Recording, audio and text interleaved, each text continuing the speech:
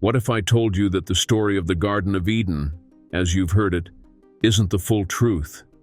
That the serpent's role wasn't just about tempting Eve to eat forbidden fruit, but about a far more personal and insidious act. Brace yourself, because today, we'll unravel the hidden truths and shocking revelations buried in ancient texts, apocryphal writings, and mystical traditions. The story of Adam, Eve, and the serpent may not be what you think, and the implications could shake the foundation of your understanding of humanity. The Garden of Eden, a paradise on earth, teeming with life and harmony. Towering trees stretch towards the heavens, their leaves rustling in a melody only angels could orchestrate. Rivers shimmer like molten silver, weaving life through every corner of the garden. Adam and Eve walk amidst this divine perfection, unburdened by fear, shame, or want. They live in a state of blissful innocence, basking in the presence of God and connected to Him in ways we can barely fathom. But even in this idyllic world, there is one restriction. One tree, the tree of the knowledge of good and evil, is strictly off limits. It's not merely a test of obedience, it symbolizes a boundary that separates divine wisdom from human understanding. For Adam and Eve, the prohibition is both a safeguard and a reminder that some knowledge is too great to bear. And yet, within this sacred sanctuary lurks a shadow, a figure of unparalleled cunning and danger. The serpent slithers, unseen but ever watchful, embodying temptation itself. Now, erase the Sunday school image of a simple snake dangling an apple before Eve. The serpent, as revealed in ancient texts, is far more than a mere reptile. Many scholars and interpretations of apocryphal writings identify him as Lucifer himself, the fallen angel. Once a being of divine beauty and unmatched power, Lucifer rebelled against God and was cast out of heaven, his heart burning with defiance. He didn't lose his intelligence or his ability to deceive. In fact, his cunning grew sharper, his plans more insidious. The serpent in Eden isn't just an adversary, he's the ultimate trickster, the architect of rebellion. He approaches Eve not merely to offer temptation, but to execute a meticulously crafted plan. Lucifer knows that the key to his revenge against God lies in corrupting his most precious creation, humanity. The forbidden union. What if the story of Eden wasn't just about eating forbidden fruit? What if the serpent's seduction of Eve ran much deeper, to a level of intimacy and transformation far beyond words or actions? According to certain Hebrew Bible scholars and mystical traditions, the serpent's role wasn't merely to lure Eve into disobedience. Instead, he sought to intertwine his essence with hers in a way that transcended the physical. This wasn't just a moment of deception, it was a profound act of union, an intertwining of the human and the celestial, the mortal and the fallen. The promise Lucifer offered Eve wasn't just knowledge, it was power, divinity, and the chance to become like God. Imagine the allure of such a proposition for someone who had never experienced deception, who couldn't conceive of betrayal. Lucifer, with his vast understanding of the cosmos and the human psyche, played on Eve's curiosity and innocence. In this alternate interpretation, this forbidden act became the true original sin. It wasn't simply the breaking of a rule, it was a cosmic breach, a blending of natures that was never meant to occur. The consequences were immediate and far-reaching, affecting not only Adam and Eve but the very fabric of humanity.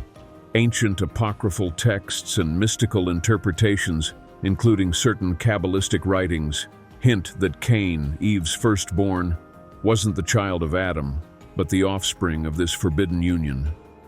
Cain wasn't merely the product of human disobedience, but of a tainted lineage, a fusion of divine and demonic essence. The serpent's strategy. But why would Lucifer go to such lengths? The answer lies in his nature as a fallen angel. Cast out of heaven, Lucifer's ultimate goal was to undermine God's creation, to mar the beauty of what God declared good. By corrupting Eve, Lucifer didn't just introduce sin into the world. He planted a seed of rebellion within humanity itself, a legacy that would echo through generations. Imagine the brilliance of his strategy. By targeting Eve, he struck at the heart of humanity's future. If Eve bore children with a lineage that carried his essence, every subsequent generation would be touched by this corruption. This wasn't just about Adam and Eve being cast out of Eden. It was about reshaping humanity's destiny. The birth of Cain. When Cain was born, his very existence became a testament to this forbidden act. Apocryphal texts describe Cain as different from his brother Abel, not just in temperament, but in nature. Abel, born later, reflected Adam's image, obedient, humble, and pure. Cain, however, carried a spark of defiance, a restlessness that mirrored the spirit of his true father. Cain's actions throughout his life reflect this duality. His jealousy of Abel wasn't just sibling rivalry, it was the manifestation of a deeper conflict. Within him burned the essence of rebellion inherited from Lucifer, clashing against the divine image he also carried as a creation of God. Cain's mysterious origins. Let's break this down piece by piece. In the traditional narrative, Cain and Abel are the sons of Adam and Eve, born into the first family of humanity. Cain tills the soil, while Abel tends the flocks. But this seemingly simple tale holds layers of mystery when viewed through the lens of alternative texts. Works like the Book of Jubilees, mystical writings, and esoteric traditions offer a perspective that challenges the conventional understanding. They propose a startling twist. Cain's true father wasn't Adam at all. It was Lucifer himself. This idea reshapes the Eden story entirely. If Cain is not the son of Adam, but the result of Eve's union with Lucifer, his very existence becomes the manifestation of the original sin. Cain's lineage is stained by this cosmic breach, a mingling of divine creation with the fallen, corrupted essence of Lucifer. His nature is inherently dual. He inherits the spark of humanity from Eve, but also carries the rebellion, pride, and cunning of Lucifer.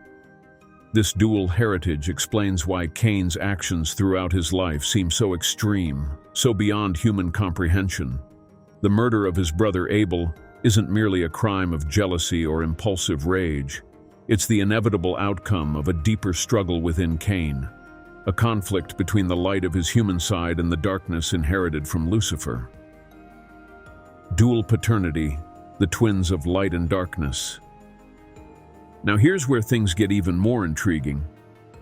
Some ancient traditions, particularly those found in Gnostic and mystical writings, suggest that Cain and Abel weren't just brothers, they were twins, but not ordinary twins. These texts propose a radical idea. Cain and Abel had two different fathers. This concept, often referred to as dual paternity, posits that Eve conceived the twins during two separate encounters. Abel, the son of Adam, represents purity, innocence, and divine order, the qualities of a being created in harmony with God's plan. Cain, on the other hand, is the child of Lucifer, carrying within him a darker essence, a mingling of human and demonic natures. The implications of this dual paternity are profound. Cain and Abel become more than just siblings. They are symbolic opposites, embodying the eternal struggle between light and darkness. Abel, with his humble offering to God, represents submission, faith, and alignment with divine will. Cain, with his pride and defiance, reflects the restless spirit of rebellion and self-determination inherited from Lucifer. This idea explains the stark differences between the two brothers, not just in temperament but in their spiritual alignment. It also reframes the murder of Abel. From this perspective, it's not just an act of jealousy, but a cosmic battle played out on Earth's stage. Cain's act of violence becomes the first manifestation of humanity's capacity for sin, rooted in his unique lineage. The mark of Cain, a curse or a gift? After Cain kills Abel, God confronts him and issues a curse. When you work the ground, it will no longer yield its crops for you. you will be a restless wanderer on the earth. But alongside this punishment, God places a mark on Cain, declaring that no one shall harm him. The mark of Cain has been a subject of fascination and debate for centuries. In the traditional narrative, it's often viewed as a punishment, a visible sign of Cain's guilt and shame. But in mystical teachings, the mark is seen as far more than a simple stigma.